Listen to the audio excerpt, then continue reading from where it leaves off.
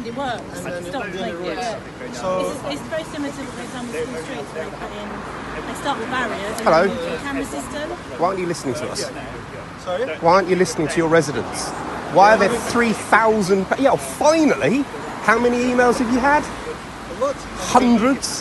How many complaints have you had from the people on the street? People who live here, people who have to take much longer journeys to do a simple thing? Well, that's why we're here, to hear the views, listen, and continue. You could respond to a few emails just to let us know you are listening. I mean, it's not going to kill you. I've responded to hundreds of You copied and pasted the Wolf and Forest thing that you trot out every time. You haven't actually said anything. We've explained what I've the aim explained of the the scheme logic is. of Yeah, and we've explained that nobody background wants to it. And, you know, Chessington, Sutton, all sorts of other places have had these either suspended, taken out, with only a few hundred signatures. We've got thousands. We've got 84% agreement from all the shops on the high street. They don't want this. Their deliveries are taking longer. People don't know where to go. And you're trying to game the system with sat-navs through your friends at Get Sutton Cycling. It's ridiculous. No, you are. It's all evidenced. We've got all the documents before they shut all their little chat groups down. We picked it all up. We got your name on record from their meetings. They have their views and they've been putting their views, but this is nothing about them. This is not about them. This is years of complaints from people on Browning. This is because we know that it's a cut through. And The only people who actually use these roads are the people who live on them. not all of them are though. I'm sure there's people that probably don't. Can you aren't they? give me any form of actual formal proof of what cars do not live round here that are using it as a rat run, as you like to call it? Because I'd love to see that along with your 2,000 cars an hour. I was one of the volunteers that counted it, about 400 in the middle of the school run. So that's under the capacity of 500 and is nowhere near the 2,000. But then that suddenly becomes a weekly figure. So what is it? You can't count? That's Or no, we were told the wrong That's not the information. information we were given, and officers have apologized. They said that they But you guys make the decisions, and now we're asking you to make the right decision, which is to stop this scheme.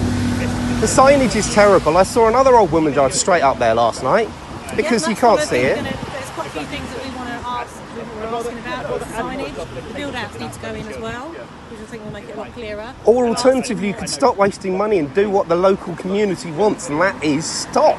Please, pretty please, with a cherry on top, just stop it. That's all we want. I think that's a fair summary, wouldn't you say? Yes. I think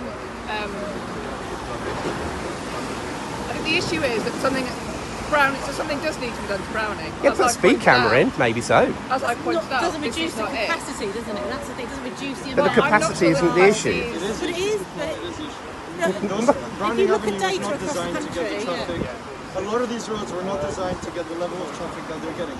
and it's going That- to increase as time goes on.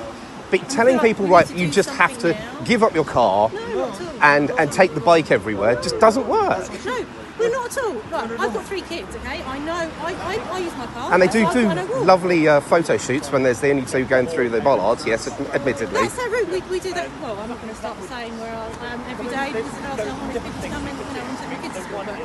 But people need to think. There's sometimes you can make a different choice. Of course, there's people going to need their cars. Of course, there's people that are disabled, who've got a trade, etc. But how many? A lot of cars I've seen here today, one person.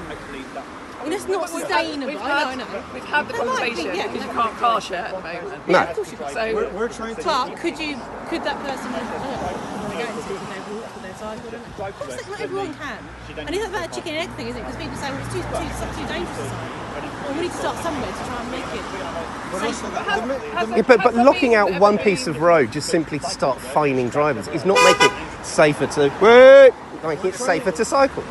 It's not making it safe to The cycle. main thing we're trying to do, at least for me, is can we manage traffic flows in a smarter way that gives us the benefit of having quieter residential roads and cars that should be driving on the main roads, joining the main roads earlier, so Right. that we have that benefit.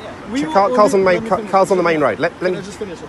Yeah. We will only know if the slightly longer journeys that some might need to take by doing that are worth it or not by trialing it. Well, I'm glad that you brought up the sort of the green aspect that you're talking about here, because I live on Longfellow Road, and you've made Lincoln Road one way south onto the A down towards Green Lane. So for me to get home, it's an extra half a mile every day to go over speed bumps. So that's braking and accelerating, because the most constant way for best for the environment is to drive at a constant speed. But no, there's speed bumps everywhere.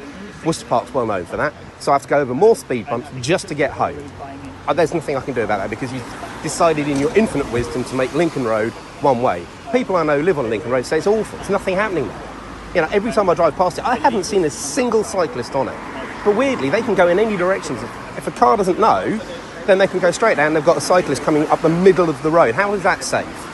I've got the greengrocers, amongst others, saying that it's a nightmare for them to do their deliveries. Oh, people trying to do 4 sides of a square. Where's the green in that? It's all the extra emissions, people sitting here with their engines idling because you're forcing traffic onto a very busy road. Okay, you want something radical? Make this dual carriageway. That'll ease up the amount of traffic. Look at what happened when you closed off the gates down by the railway station. It was terrible. You're just going to get more cars from it.